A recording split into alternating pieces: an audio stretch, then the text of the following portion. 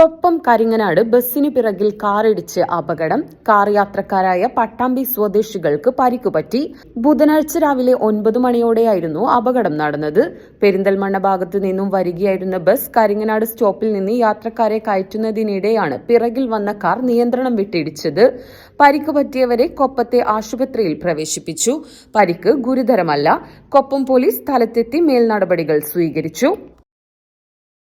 Electrical, plumbing, sanitary, home appliances, lighting എന്നിവയ്ക്കെല്ലാം attractive EMI ഓഫറിൽ 0% ഇൻട്രസ്റ്റോടുകൂടി നിങ്ങൾക്ക് ലഭിക്കുന്നതാണ്. ഇനി നിങ്ങളും എന്നെ പോലെ മേൽക്കോയിൽ വിസിറ്റ് ചെയ്ത് നിങ്ങളുടെ ഡ്രീം ഹോം റിയാലിറ്റിയാക്കൂ.